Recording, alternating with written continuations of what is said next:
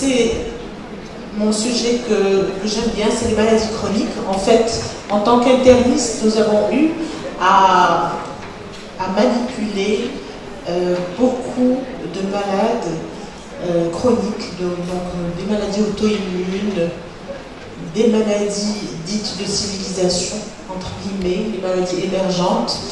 Et donc, ça m'a poussé quand même à réfléchir, à dire est-ce qu'on peut un petit peu agir en amont?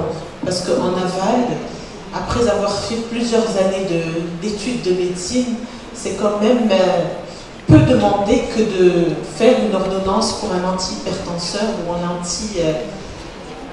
hypocholestérolémiant ou un anti-diabétique oral. C'était vraiment...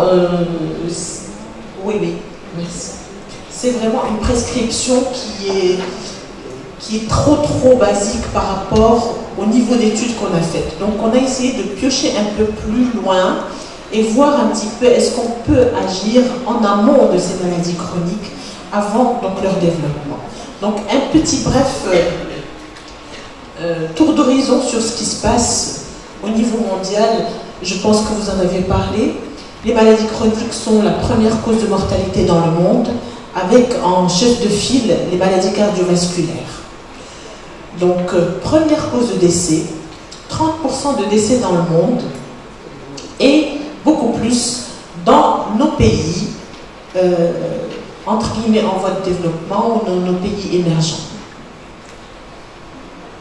Problématique qui se pose, c'était essentiellement l'insuffisance de la diversité alimentaire, l'absence de diversité alimentaire dans nos pays est caractérisée par un régime qui est très riche en féculents, très pauvre en légumes, en fruits, difficulté avec peu de micronutriments, mais là on fait la relation avec la micronutrition bien sûr.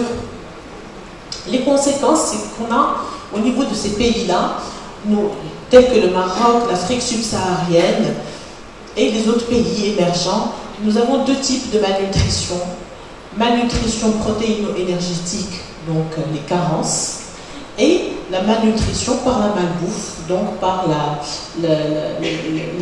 présence de calories vides au niveau de cette alimentation industrialisée et la mondialisation. Donc deux types de malnutrition, carence et malbouffe. Donc ce qui aggrave un petit peu les retombées sur le plan de la santé de ces pays-là. Alors bien sûr l'effet de l'urbanisation, ça on ne va pas y revenir, je pense que vous en avez discuté, diminution de l'alimentation riche en fibres, augmentation de l'obésité avec la sédentarisation, l'uniformisation du McDo au KFC un peu partout. Je viens d'arriver de Côte d'Ivoire aujourd'hui même et je trouve que le niveau de pauvreté est tellement important, mais à côté de ça, vous avez du KFC, vous avez du McDo et puis vous avez de la malnutrition. Donc c'est vraiment l'image typique de ce qu'on a. Et je vais vous dire les retombées plus tard. On a à peu près les mêmes taux d'HTA et de diabète partout. Donc c'est ce que je disais, on est arrosé à la même sauce. Tous ces pays-là sont arrosés à la même sauce. Comme on dit, tu m'excuseras Didier de l'arabe, parce qu'on a exactement le même taux d'hypertension et de diabète dans tous ces pays. C'est quand même, il faut se poser certaines questions. Alors les maladies chroniques dont on parle, quand on dit maladie chronique, bien sûr maladie cardiovasculaire en premier chef, mais aussi les maladies cancéreuses, l'obésité, le diabète, les maladies ostéo-articulaires, l'arthrose, l'ostéoporose. Et donc, cette augmentation a été extrapolée, parce que 2020 c'est aujourd'hui, donc on pense qu'il y a une augmentation d'à peu près 10% par rapport à 2001, ce qui est énorme. 10% de prévalence de maladies chroniques en l'espace d'une vingtaine d'années, c'est énorme. Alors, le Maroc est en cours de changement, en cours de transition épidémiologique, ça vous le savez. Vous avez à peu près 20% de maladies chroniques. Déjà, c'est énorme, mais ces 20% de maladies chroniques sont responsables de 75% des décès. Donc de décès évitables, entre guillemets, de décès évitables, parce que c'est quand même un peu dommage qu'on meure de complications d'hypertension ou de diabète, de maladies qu'on peut, entre guillemets, au moins prévenir par la nutrition. Donc, 29% des Marocains sont hypertendus, 12%. Je pense que ce sont les résultats que vous avez au niveau de la SCMN, à peu près entre 10,7 et 12% de diabète de type 2, 20% d'obésité, donc ça va de pair. Vous voyez bien que c'est à peu près les mêmes pourcentages, donc c'est le même profil en fait. Et 20% de sédentarité. La transition alimentaire, ça vous le savez très bien, d'une alimentation traditionnelle qui est très bénéfique, on est passé vers une alimentation obésogène, occidentalisée, et donc qui incarne la malbouffe, alimentation raffinée, etc. Donc là, ce sont certains chiffres qui un petit peu illustrent ce que je viens de dire. Vous voyez bien que le Maroc est en 5e position par rapport aux pays qui ont un pourcentage élevé de décès dus aux maladies chroniques, 75%. Et vous avez bien vu, entre guillemets, que des pays, et ça pousse à réfléchir, hein, des pays beaucoup plus riches que nous ont le même taux. Pourquoi? Parce que leur richesse est investie dans la malbouffe.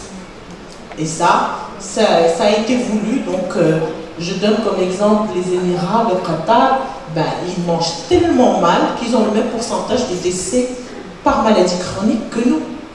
Donc ça pose à réfléchir, ça pose à des réflexions. De 2011 à 2014, une ascension du diabète de type 2 et de l'hypertension artérielle.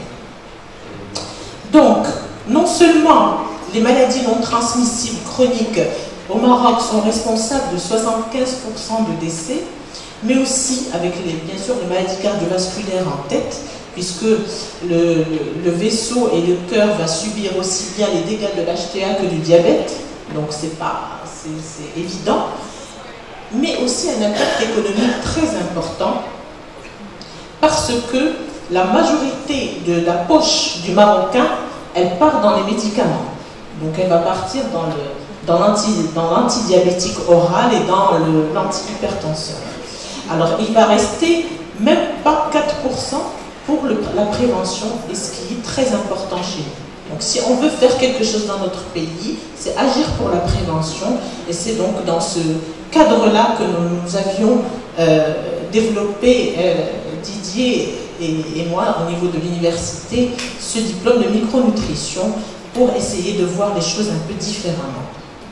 Alors au niveau national, bien sûr, ça vous le savez, il y a eu la stratégie donc, de contrôle des maladies non transmissibles, le plan 2016-2025, et dans ce plan-là, qu'est-ce qu'on trouve? On trouve des objectifs qui sont assez intéressants: promouvoir une alimentation saine, avec un renforcement de la législation en matière d'alimentation, contrôler le sel, contrôler le sucre, contrôler la publicité, renforcer l'étiquetage des produits.